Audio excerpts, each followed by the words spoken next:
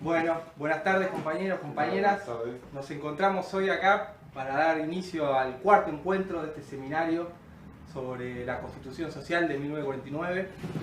Hoy tenemos el agrado de presentarles a Andrés Murad, presidente del Centro de Estudios, y a Federico Adler, que también es participante, expresidente, fue nuestro primer presidente, Federico. Hoy los compañeros van a tratar la parte orgánica y dogmática de la Constitución. En el encuentro de cierre del día de hoy lo que vamos a ver son los elementos específicos de la Constitución. Hasta ahora pudimos ver un recorrido histórico de la mano de Mariano Alzola, algunas cuestiones de carácter más sociológico, de ciencias políticas, de la mano de quienes habla. Después Omar Murad nos presentó el segundo encuentro, una discusión filosófica con respecto a las argumentaciones que hizo Arturo Sampay. Lo tuvimos a Juan Agüero y Silvana Fahey en el tercer encuentro, presentando las posiciones que tiene la doctrina peronista con respecto a la comunidad organizada y algunas cuestiones de política social. Bueno, y hoy nos toca finalizar este encuentro, que la verdad que ha sido muy grato para todos nosotros.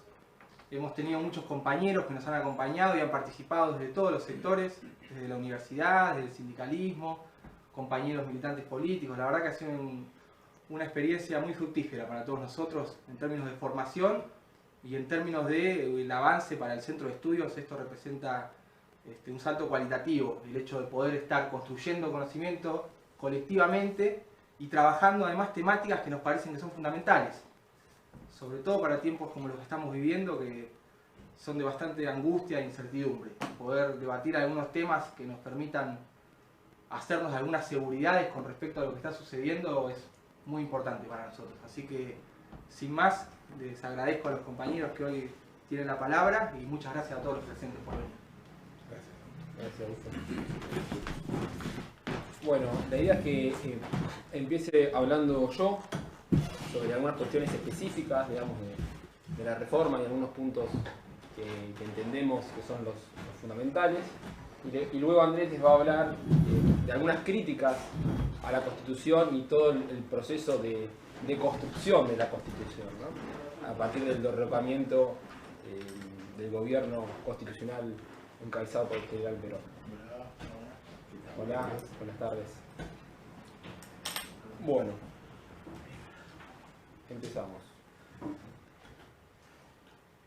La Constitución de 1949 surge en un momento, ¿no?, como ya lo vimos, en el cual estaba en boga lo que se conoce como constitucionalismo social, ¿no?, o la segunda generación de constitucionalismo, que se caracterizó básicamente por la incorporación de los derechos económicos, sociales y culturales a las constituciones, ¿no?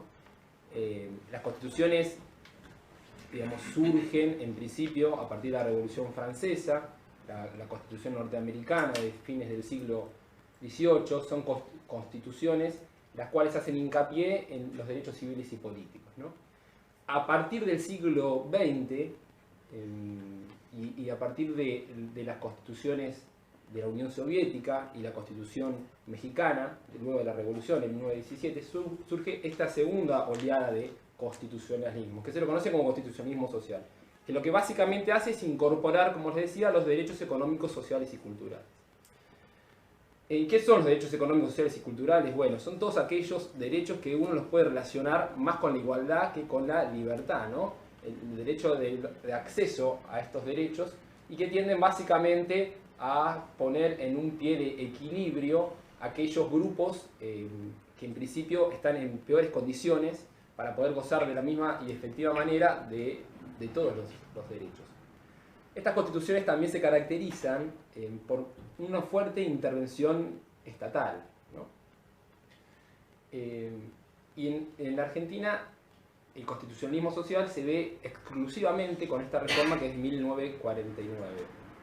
En ese momento, América Latina estaban gobiernos populares en las tres mayores potencias: en Argentina Perón, en México Lázaro Cárdenas y en Brasil Getúlio Vargas, ¿no? Era todo un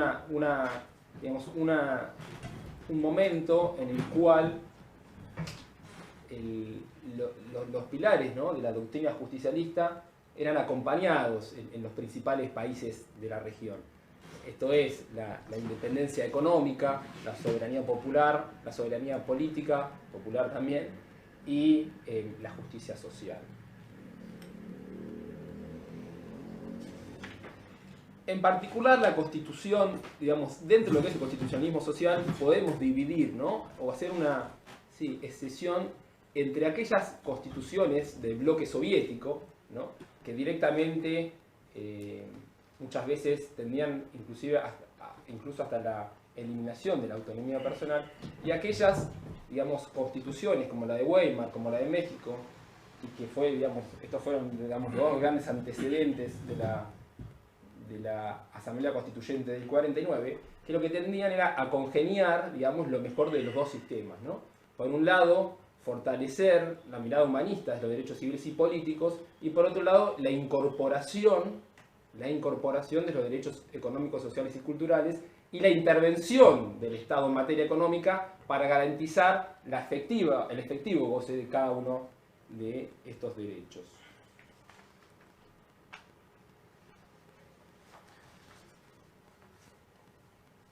Podemos decir, digamos, que la Constitución del 49, a diferencia de la Constitución de 1853, ¿no? Que ya veníamos diciendo que la Constitución de 1853 formaba parte de un proyecto de país que se pretendía imponer, la Constitución del 49 fue un hito trascendental, muy importante, en un ciclo, ¿no? En un ciclo que fue el gobierno del Perón entre el primer peronismo. En este sentido, vamos a ver medidas, incluso medidas legislativas muy importantes, anteriores a la Constitución, y medidas legislativas posteriores muy importantes a la Constitución. En este sentido no se puede entender como, digámoslo así, como algo, como un hecho aislado, ¿no? Sino que sirvió de base, de base jurídica para la toma de muchísimas decisiones de una importancia trascendental para el gobierno. Ahora vamos a ver, cuando veamos algunas de las reformas, que muchas de las grandes reformas del peronismo quedaron excluidas incluso de la Constitución, ¿no? Pero la Constitución lo que dio mucho en esta ocasión es un marco general en el cual la interpretación del derecho, la interpretación auténtica del derecho iba a estar dada por esta Constitución, ¿no? Que tenía una mirada de base filosófica organicista. Esto que explicaba Omar en su encuentro me parece que es lo trascendental a la hora de analizar esta reforma constitucional. Es decir, la diferencia entre la mirada de cómo se debe entender la sociedad. La Constitución del 53 apuesta por el individualismo. Y la Constitución del 49 apuesta por el organicismo, es decir, que cada uno de nosotros debemos tender necesariamente al bien común para autorrealizarnos. Esto uno lo va, cuando uno lee el informe, digamos, que eleva Sampaio a la Asamblea Constituyente, permanentemente esta es la idea que está en el fondo, ¿no? Cómo el ser humano es feliz. Bueno, el ser humano es feliz no solo teniendo bienes y con sus actitudes individuales, viajando, o no sé, sino apostando por el bien común, ¿no? Poner su granito de arena para tener una sociedad mejor. Y eso es lo que en definitiva hacía feliz, dice Sampaio, al ser humano. La Constitución del 49, ya entrando en lo que es básicamente las reformas que estableció, modifica sustancialmente lo que se conoce como parte dogmática de la Constitución y hace alguna que otra reforma importante, pero no del todo significativa, en lo que se conoce como la parte orgánica de la Constitución. ¿Qué es la parte dogmática y la parte orgánica de la Constitución? La parte dogmática de una Constitución se entiende aquella parte donde están regulados las principales declaraciones, derechos, garantías de las personas, en la forma de gobierno, mientras que en la parte orgánica es el modo en que se ejercita cada uno de los órganos del poder, ¿no? En la Constitución originaria de 1853, la parte dogmática contaba con un solo, digamos, con un solo capítulo, y la parte orgánica estaba dividida en 2 títulos, y el primer título de estos en 3 capítulos. Como ustedes van a ver acá, esto es una, digamos, la filmina lo que nos refleja es cómo quedó constituido el esquema constitucional a partir de 1949. Como yo les explicaba recién, fíjense que la segunda parte, que es la parte orgánica, no se modifica en forma sustancial. Los títulos siguen siendo los mismos, luego vamos a ver sus modificaciones, pero queda de la misma manera, digamos. Un primer título en el que están explicados los distintos poderes del Estado, el poder legislativo, ejecutivo y judicial, que vamos a ver ahora las modificaciones. Un segundo título que habla sobre el gobierno de las provincias y una segunda parte que habla sobre las autoridades de la nación. La primera parte, en la que modifica la parte dogmática, es la que modifica sustancialmente la Asamblea de 49. La divide en 4 capítulos. El primer capítulo lo llama Forma de Gobierno y Declaraciones Políticas. El segundo capítulo se lo denomina Derechos y Deberes y Garantías de la Libertad Personal. El tercero, Derechos del Trabajador, de la Familia, de la Ancianidad y de la Educación y la Cultura. Y el cuarto, la función de la propiedad, el capital y la actividad económica.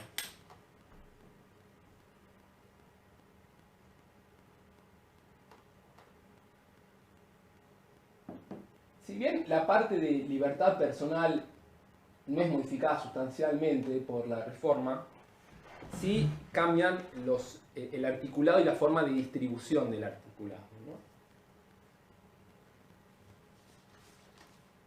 Podemos hacer la...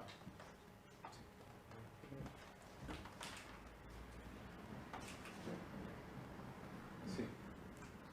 Ahí. La otra. ¿Puede estar la otra? Aquí están los... Bueno, acá va a estarnos explicados los cambios fundamentales de la Constitución. Bien. Lo primero que modifica la Constitución es su preámbulo. El preámbulo, digamos, sigue siendo el mismo, con 2 agregados. El primer agregado hace referencia al bienestar colectivo y a la cultura. Y el segundo nos establece básicamente los 3 pilares del peronismo. Ahí le voy a leer lo que agrega, básicamente.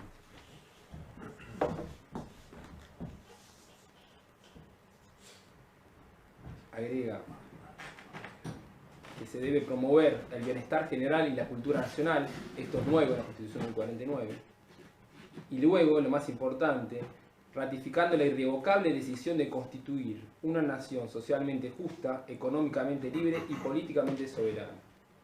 Estos agregados, el preámbulo, lo que dice Sampay, van a ayudar a cómo se debe interpretar de forma auténtica la Constitución. Es decir, en caso de duda respecto de un artículo, estos son los ideales que deben tenerse en consideración para la interpretación de la Constitución.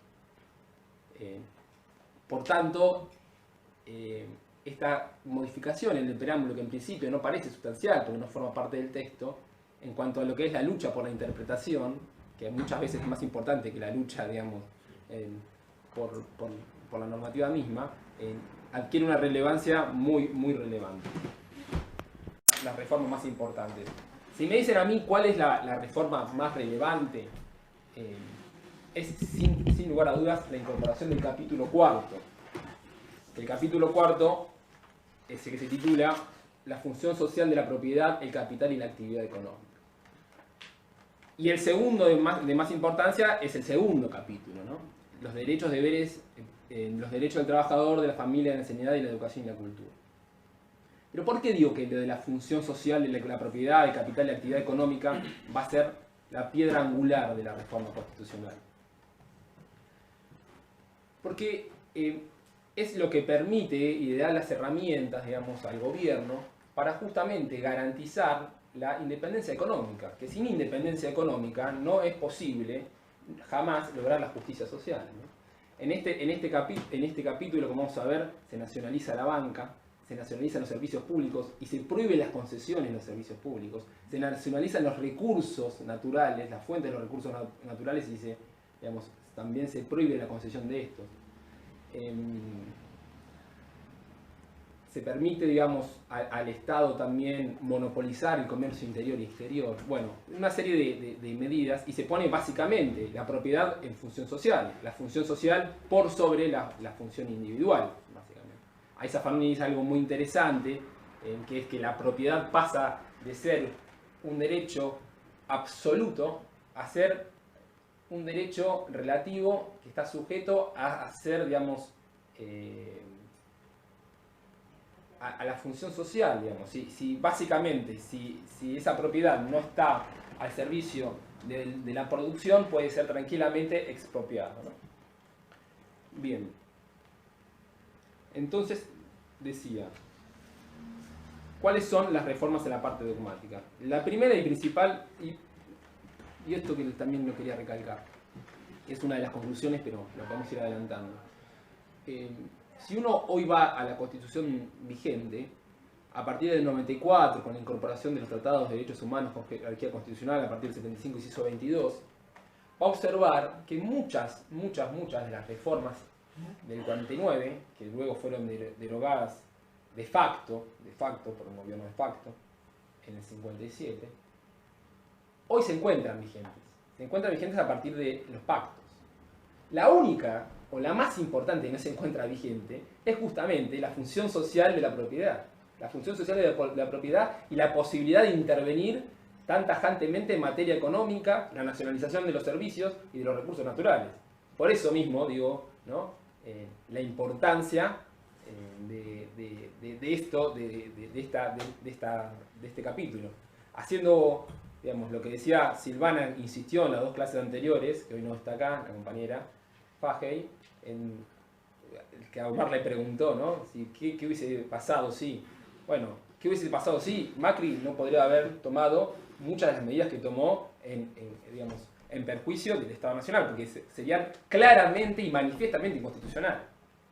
No da lugar a, ahora cuando leamos el texto, van a ver que no da lugar a interpretación alguna. Está tajantemente prohibido. Los recursos naturales son inalienables e imprescriptible propiedad del Estado Nacional. Bueno.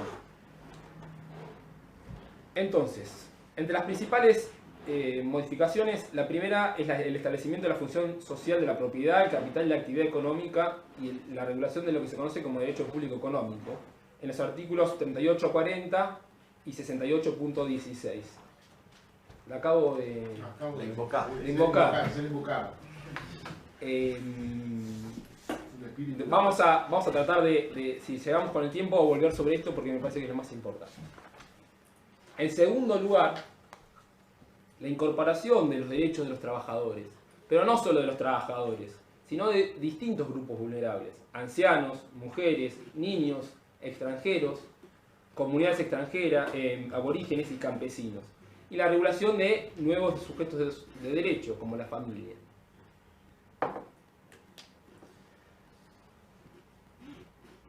En particular respecto del trabajador, ¿no? El artículo 37 va a empezar por el trabajador, que entiendo yo quizás es la figura principal, ¿no? El sujeto principal al que le habla esta reforma. Y si uno ve estos afiches, que eran los que se promovían en aquel entonces, ve el discurso de Sampay, el orden de prioridades que pone Sampay, va a ver que la Constitución, lo que se vendía como más importante en la Constitución no era la función social de la propiedad, como les estoy diciendo yo, sino esta parte, ¿no? La de los derechos de los trabajadores. Viéndolo 70 años después, podemos hacer este análisis diverso. Bueno, respecto del trabajador, el artículo 37 menciona que el trabajo es un medio indispensable para satisfacer las necesidades espirituales y materiales, que toda persona tiene derecho a trabajar, que toda persona tiene derecho a una retribución justa, que toda persona tiene derecho a la capacitación, que toda persona tiene derecho a condiciones dignas de trabajo, que toda persona tiene derecho a la preservación de la salud, que toda persona tiene derecho al bienestar. ¿Y qué se entiende por bienestar? impone la necesidad social de elevar el nivel de vida y de trabajo con los recursos directos e indirectos que permitan el desenvolvimiento económico. Que toda persona tenga derecho a la seguridad social, que toda persona tenga derecho a la protección de su familia, el derecho al mejoramiento económico, el derecho a la defensa de los intereses profesionales, el derecho a agremiarse. Y punto seguido empieza a hablar de los derechos de la familia, ¿no? La Constitución hace mucho hincapié también en la idea de familia como unión entre personas que el Estado debe proteger. Sampay en el informe critica fuertemente la idea, digamos, de la Constitución del 53, ¿no? De no considerar a la familia como un sujeto de derecho. La Constitución lo que hace es traer a la familia y la incorpora como un sujeto de derecho. Y cuando habla de la familia en particular, lo que va a hacer es tutelar los derechos básicamente de las mujeres y de los niños, ¿no? Piénsese que en ese entonces, si bien se brindaron muchísimos derechos a las mujeres, sobre todo derechos políticos y de igualdad, el ideario que se tenía todavía era que la persona que iba salía, digamos, a trabajar fuera de la casa era el hombre y que la mujer se quedaba a cargo trabajando en la casa con las tareas domésticas, ¿no? Y eso se va a ver reflejado de forma continua en Sampay. Entonces, cuando habla sobre la familia, primero lo establece como sujeto de derecho y como una unidad económica. Luego, ¿qué hace? Establece la igualdad jurídica de cónyuges. El Código Civil, en ese entonces, todavía, digamos, no otorgaba a los cónyuges el mismo estatus. El hombre estaba por sobre la mujer en el matrimonio. Por ejemplo, era el que manejaba la economía del matrimonio, el patrimonio del matrimonio. Establece la patria potestad compartida y la protección del matrimonio. Garantiza el bien de familia, esto era importantísimo también. Y garantiza la atención y asistencia privilegiada de la madre y del niño. Luego, y algo que esto sí me parece que fue algo bastante de avanzada, incluso respecto a las constituciones de Weimar y de México, que fue hacer hincapié en la ancianidad, ¿no? Que me parece que era una idea que él tenía muy arraigada Sampay, con esta mirada un poco particular, como explicaba Omar, que él tenía, digamos, de la época previa a la Revolución Francesa. Él trae la idea, ¿no?, del cristianismo, cómo se trabajaba con los sindicatos familiares, en el cual la familia brindaba una protección al adulto mayor.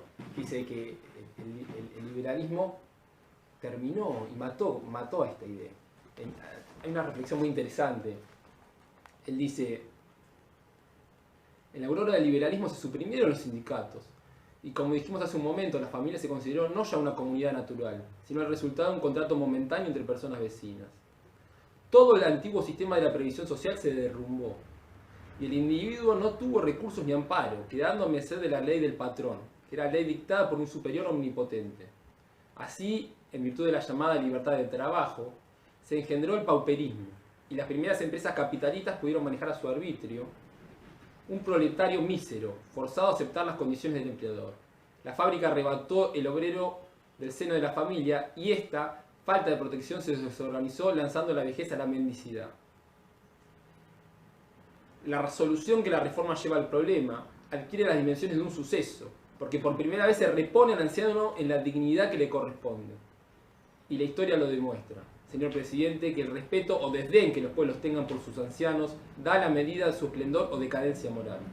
Las naciones que deprecian los valores espirituales y están movidas por una concepción materialista o belicista, cuántos ejemplos nos ofrecen los siglos, cuidan solamente, como hoy el totalitarismo, de la salud de los niños como instrumento que el Estado prepara por sus empresas imperialistas, y no gastan dinero ni energías en los que, desde su punto de vista, no sirven para producir ni guerrear, ¿no?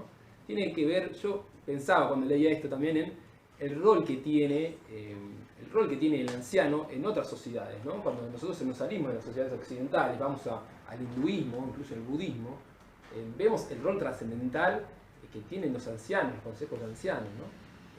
Y Sampaio en este punto reivindica la ancianeidad. La reivindica al punto que incorpora al texto constitucional una serie de derechos específicos, como por ejemplo el derecho a su protección integral, a la protección integral del anciano.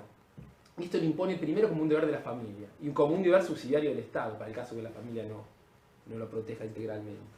Tiene el derecho a la vivienda, derecho a la alimentación, derecho al vestido, derecho al cuidado de la salud física y moral, derecho al esparcimiento, derecho a la tranquilidad, derecho al respeto, y este es muy importante, tiene derecho al trabajo también, ¿no? Con esta idea que tenía Sampaio de que el trabajo también genera dignidad, ¿no? Muchas veces, al excluirlo de la posibilidad de trabajar, los ancianos se sienten que no son útiles para la sociedad y por lo tanto su ego personal, su dignidad personal decae. Con eso decae después su salud física. Bien. Estos derechos están todos regulados en el artículo 37.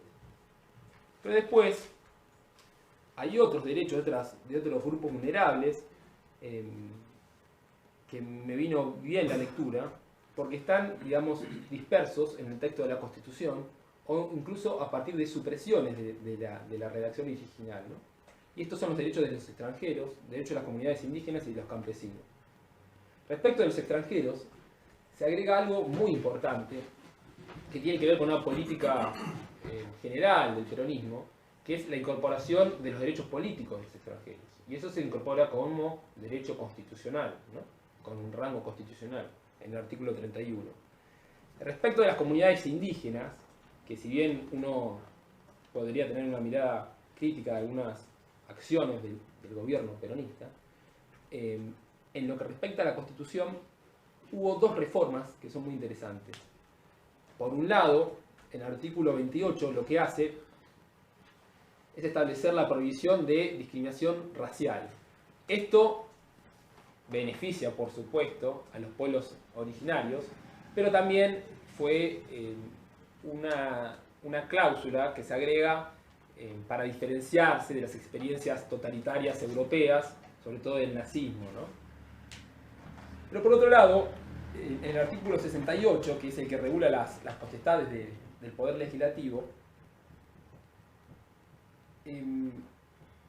hay un inciso específico que habla del deber del Congreso de asegurar las fronteras, ¿no? Y había una parte que decía que le corresponde al Poder Legislativo conservar el trato con los indios y promover la conversión de ellos al catolicismo. Esta parte, en la Constitución de 49 es eliminada, ¿no? Es eliminada porque, en definitiva, Sampaio, por lo menos, tenía otra mirada respecto de la cuestión aborigen. Otra mirada que incluía el respeto por su cultura, básicamente. Entonces, ver también cómo a partir de una supresión se crea o se elimina una discriminación, básicamente, ¿no? Y respecto de los derechos de los campesinos, es importantísimo el derecho a la tierra. El derecho a la tierra y a la educación rural, ¿no? Acá Sampaio va a hacer algo, esto es muy importante, porque, digamos, con toda la revolución social, industrial, que hubo en ese momento, se produce lo que Sampaio llama el éxodo campesino, ¿no? Bueno, ¿y cómo enfrentamos este éxodo campesino? Bueno, primero, educando desde y hacia la ruralidad. ¿Y cómo hacemos? Lo que dice, hoy, ¿qué nos pasa hoy? Bueno, los magisterios que van al campo son docentes que se crían en la ciudad. Nosotros lo que tenemos que hacer es crear un magisterio específico rural. Bueno, y se establece un magisterio específicamente rural. Eso por un lado, es decir, docentes específicamente del campo y para el campo, ¿no? Y por otro lado, vamos a verlo ahora, cuando hablemos de la parte justamente del capítulo 4, cómo tiende, digamos, la reforma a que todas aquellas tierras que son labradas por campesinos,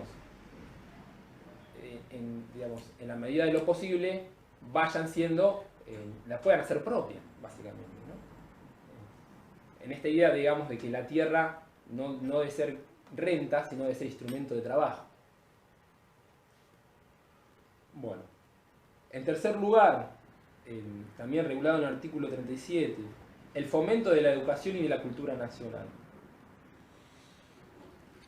Habla mucho sobre educación en el artículo 37. Dice que le corresponde a la familia en primer término la educación y también, digamos, al Estado.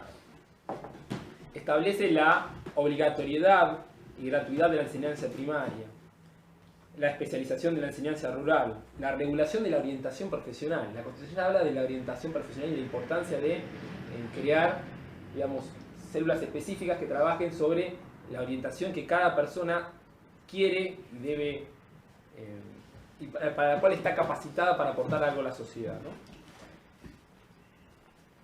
Y luego se refiere a las universidades.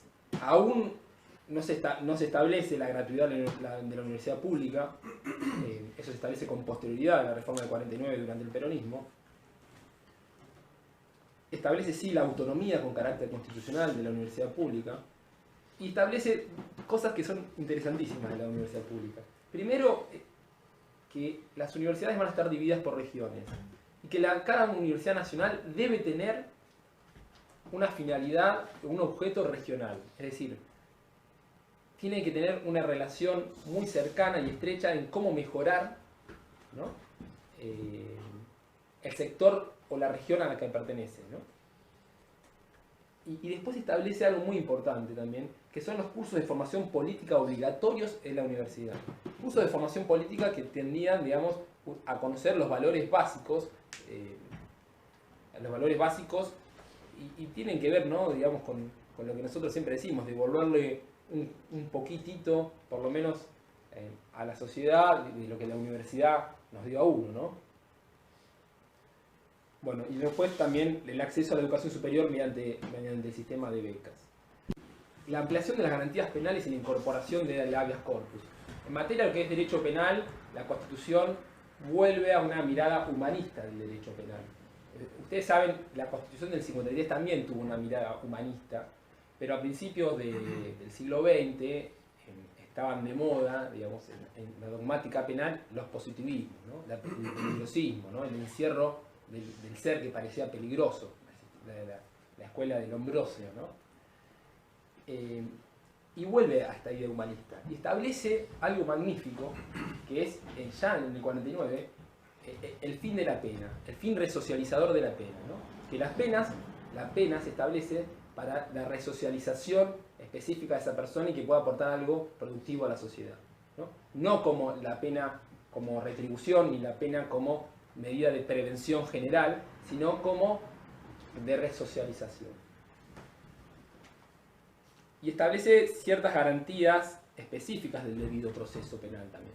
La aplicación de la ley más benigna al imputado, aún retroactivamente, la imposibilidad judicial de ampliar por la analogía de incriminaciones o realizar interpretaciones extensivas de la ley en contra del imputado, el indubio pro reo, es decir, en caso de duda siempre estar a favor del imputado. Y otra cosa magnífica de la Constitución es la incorporación del habeas corpus. La incorporación del habeas corpus. Que fíjense ustedes que luego de, digamos, una vez que se deroga esta Constitución, el habeas corpus ni siquiera tuvo ley hasta vuelta a la democracia en 1983. ¿Está bien? Y acá ya está incorporada en 1949. Está muy avanzada también para la época que se establezca el habeas corpus. El habeas corpus, para el que no lo sabe, es la garantía mediante la cual, si uno tiene en riesgo o pierde directamente la libertad personal, puede acudir ante cualquier juez, cualquier persona puede acudir ante cualquier juez para hacer valer su derecho a la libertad. Después vamos a ver también en esta reforma ciertas medidas que tienden a atenuar el federalismo en favor, digamos, de un mayor poder central. Y esto se entendía porque lo que decía Sampay es que es necesario un poder central fuerte, más aún cuando estamos en países que muchas veces somos susceptibles de la injerencia, ¿no?, extranjera. Por un lado, en el artículo 5 se incorpora la obligación de las provincias de cooperar con lo requerido por el gobierno federal, Pero lo más importante es la nacionalización de los recursos energéticos. Los recursos energéticos hasta ese momento y hoy también son de las provincias, ¿no? Acá lo que hace la Constitución del 49 es nacionalizar los recursos energéticos. Y con esto centraliza la decisión respecto de los recursos energéticos. Fíjense qué importante sería eso hoy, ¿no? Obviamente hay un fomento importante de la soberanía política. Me parece que en este seminario hablamos de la libre navegación de los ríos, ¿no? Que fue una de las grandes causas de la guerra del Paraguay, si Mariano me deja mentir, ¿no es así? Y la Constitución del 53 establecía la libre navegación de los ríos. Esto como medida de soberanía política, ¿qué hace la Constitución del 49? Limita la libre navegación de los ríos por cuestiones de seguridad común y por el bien general del Estado. Es decir, en definitiva, va a quedar regulado estatalmente y va a haber, digamos, muchos motivos por los cuales el Estado puede limitar, digamos, la libre navegación de los ríos. Y por otro lado, todas las medidas de derecho público económico, ¿no? A fin de evitar injerencias extranjeras. Bueno, como lo que les decía, la medida principal, más allá de los recursos energéticos y los servicios públicos, tiene que ver con la estatización de la banca, ¿no? Y sobre todo por el triste papel que había cumplido hasta ese entonces el Banco Central. Hasta ese entonces el Banco Central estaba en manos extranjeras y esto había sido avalado incluso por la Corte Suprema de Justicia de la Nación. Y esto había traído consecuencias absolutamente dañinas para la economía nacional porque obviamente estos estaban en manos inglesas y representaban los intereses de los países centrales y no de los países, digamos, periféricos, generando inflaciones y bueno, toda una serie de medidas que iban, ¿no? En contra de los intereses nacionales. Y se establece la justicia social como base de la relación social. En el artículo 28 se incorpora la equidad y la proporcionalidad como base de los impuestos y las cargas públicas. La equidad y la proporcionalidad como base de los impuestos y las cargas públicas. Se prohíbe en la Constitución también el abuso de derecho.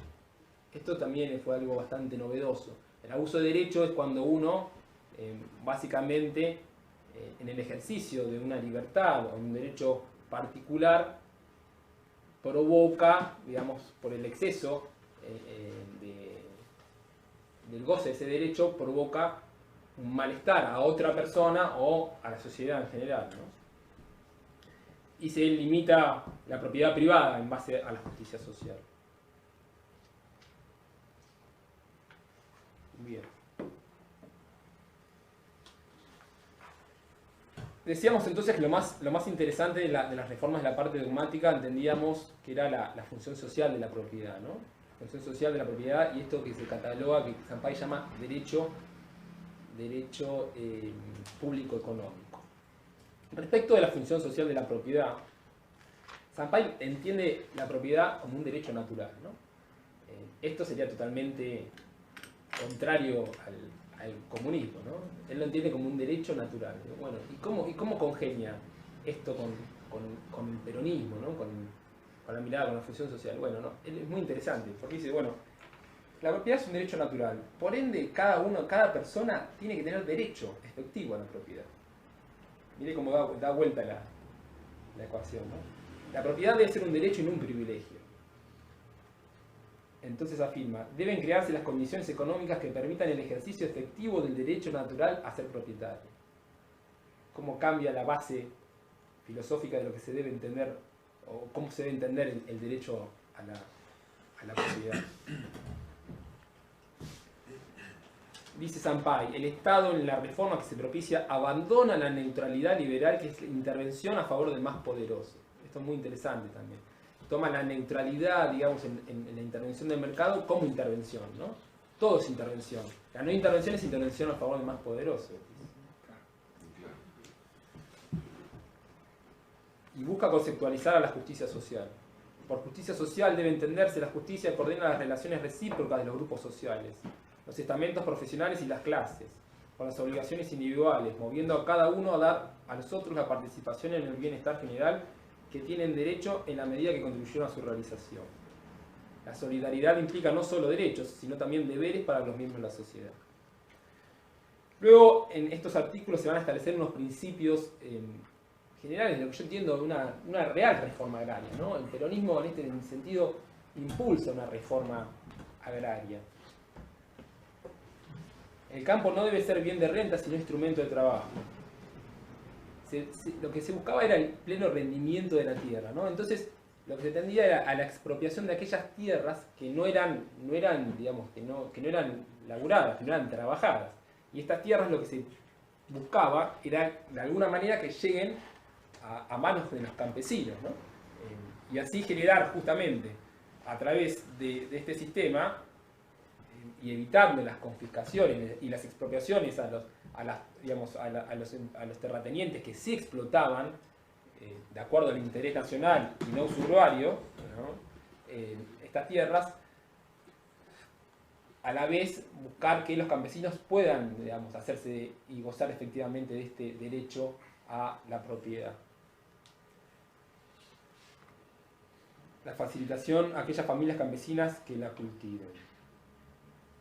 Fíjense, el artículo 68, inciso 16, contemplaba la atribución del Congreso que la colonización de tierras de propiedad nacional y las provenientes, la extinción de latifundios, procurando el desarrollo de la pequeña propiedad agrícola en explotación y la creación de nuevos centros poblados con las tierras, aguas y servicios públicos que sean necesarios para asegurar la salud y el bienestar de sus habitantes. Se prohíbe tajantemente la actividad usuraria y abusiva. En este sentido, está, digamos, lo que se entiende desde el marxismo como plusvalía, está permitida, ¿no? Pero está permitida en su justa medida, ¿no? El Estado va a estar siempre controlando que esta plusvalía no sea excesiva, digamos, y que pueda redundar en el consumo interno, justamente, y no más allá de eso. Se propone, lo que decíamos, el regreso a la ética económica cristiana y tradicionalista. Se critica fuertemente el espíritu del capitalismo moderno, en tanto legitima moralmente el lucro sin límite. El lucro está permitido, está avalado, pero con límites, ¿no? Límites dados ¿por qué? Por el bienestar general, también de la justicia social. Bueno, como les decía, respecto al derecho público económico, se pone en exclusiva cabeza del Estado diversas instituciones que se consideran de vital importancia para lograr la independencia y desarrollo económico. En primer lugar, se nacionaliza en modo absoluto las instituciones de bancos oficiales. Todos los bancos se nacionalizan. El sistema bancario se nacionaliza. Lo que se intentaba evitar era justamente que el sistema financiero sea utilizado para dañar la economía nacional, ¿no? Teniendo particularmente en cuenta que los intereses particulares de los bancos privados, y en particular de los extranjeros, históricamente resultaron contrarios al interés nacional. Sampey relata una serie de anécdotas, tristes anécdotas de cómo se descorchaban champán caros cuando derrocan a Irigoyen, ¿no? Por justamente luchar, entre otras cosas, tanto por una medida que tienda a poner freno al sistema financiero, como así también por el tema de los recursos energéticos, básicamente, y la nacionalización del petróleo. Se autoriza al Estado a estatizar el comercio externo, se nacionalizan las fuentes de energía, las fuentes de energía se hacen bienes públicos que no se pueden desafectar, enajenar ni conceder a particulares para su explotación.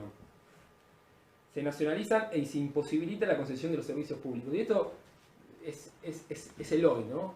Ver los fundamentos de por qué se nacionalizan los servicios públicos y se impiden las concesiones, ¿no? Sampey dice hay tres razones. Hay razones de carácter de política exterior, hay razones económicas y hay razones de justicia social. Respecto a las razones de política exterior, la seguridad del Estado muchas veces está en juego por el servicio público. Yo el otro día veía una película que reflejaba los últimos años de la vida de Snowden, ¿no? Y ahí uno se da cuenta cómo la injerencia extranjera es vital. En este sentido, Estados Unidos, eso está constatado, ¿no? A través de la información que brinda Snowden, apretando un botón cortó la energía eléctrica de todo Siria. ¿De todo? Siria. ¿No? Habían puesto microchips, ellos manejaban el servicio de... Entonces, miren cómo Sampey ya en el 49 refleja la seguridad del Estado como una de las razones por las cuales los servicios públicos tienen que estar en poder del Estado. Por otro lado, razones económicas. Sostiene Sampey, y esto podría ser un poquito más discutible, que la organización colectiva y amplia solo es posible en manos del Estado, dice Sampey. Pero la razón más importante es esta. razones de justicia social. Razones de justicia social. Que los servicios públicos estén en manos del Estado y sean concesionados, no sean concesionados y sean explotados directamente del Estado, permitirá fijar el precio y la distribución del servicio no en procura del lucro privado, sino solo por criterios de utilidad social, ya que se trata de instrumentos ordinarios de la vida civilizada.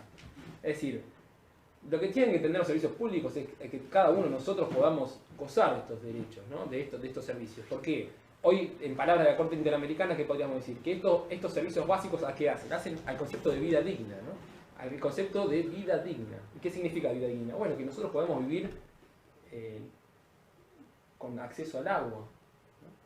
Con acceso al gas, digamos. Condiciones mínimas. Bien. Y ya le cedemos la palabra a Andrés. Respecto a la parte orgánica de la Constitución, yo decía que, según palabras del propio Sampaio, se hacen ciertos retoques y no se modifica sustancialmente. ¿Cuáles son esos retoques que no son menores?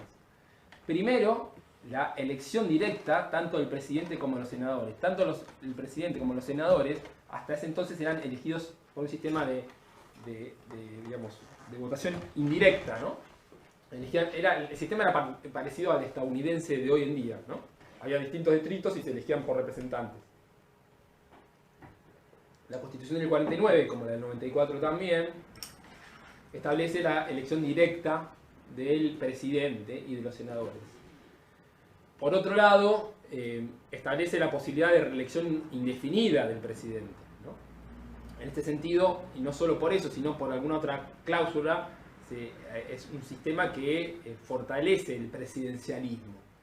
¿Y esto en qué lo basa Sampaio? Se hace eco de muchas críticas y lo basa en razones de carácter históricas, ¿no? De carácter históricas. Que no es lo mismo un país central como Estados Unidos que un país latinoamericano en el cual los cortos periodos que fueron impulsados por líderes populares fueron inmediatamente derrocados por, incluso democráticamente por el gobierno que continuó. Con respecto a esto, nada más decir que bueno, es una discusión siempre ahora vamos a hablar un poquito en lo que es en la política, en el derecho político, ¿no? Recientemente, no lo leí el fallo, pero sería interesante hacer hincapié. Recientemente en Bolivia salió un fallo del Tribunal Supremo Boliviano en el cual establece establece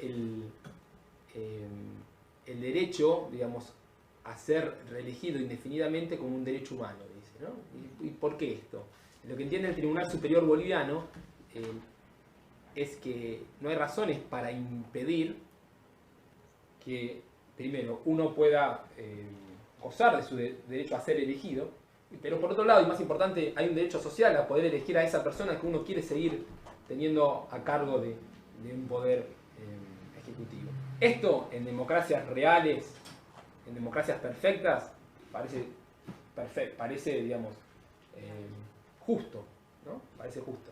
Ahora, bueno, nosotros vivimos en democracias imperfectas, ¿no? Donde la accesibilidad a los cargos políticos no es igual para todos, incluso yo diría todo lo contrario, está muy marcado por las posibilidades económicas, ¿no? Así, bueno, son cuestiones que se pueden discutir.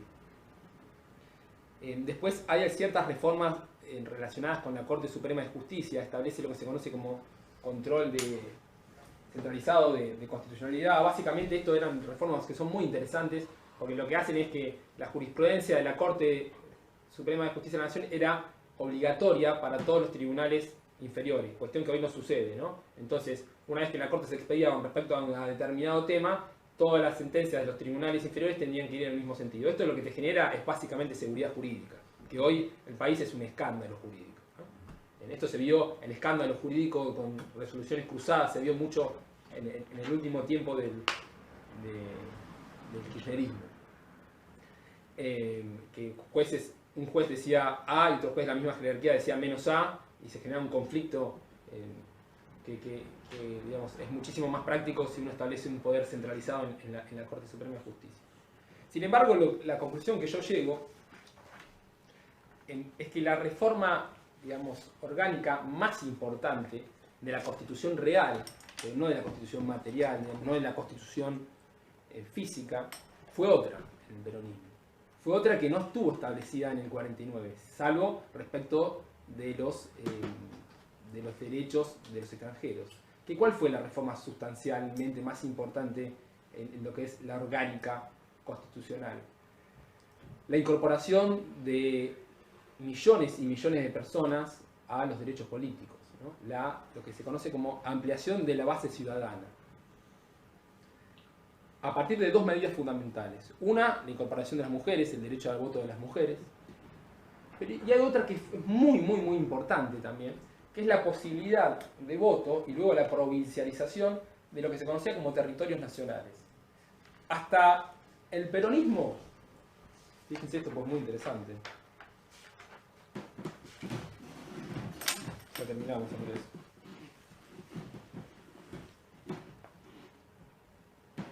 Chaco, La Pampa, Misiones, Río Negro, Neuquén, Formosa, Santa Cruz, Chubut.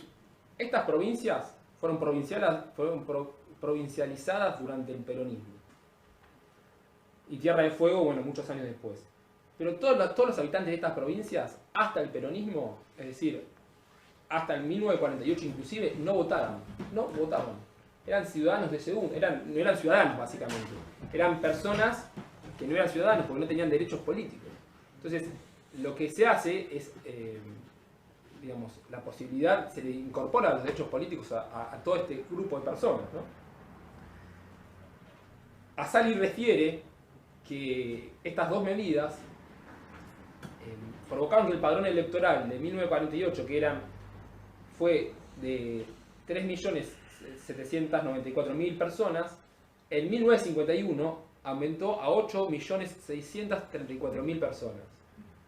Fíjense, más del doble. ¿Cuántas personas teníamos que eran de segunda, ciudadanos de segunda, no tenían derecho a elegir? Fíjense. Entonces, las provincias. Chaco, La Pampa, Misiones, Río Negro, Neuquén, Formosa, Santa Cruz y Chubut. Fíjense que esta es la reforma, digamos, orgánica más importante. Bueno, y como conclusiones, marqué algunos puntos que los voy a leer y en una pregunta para que pensemos juntos.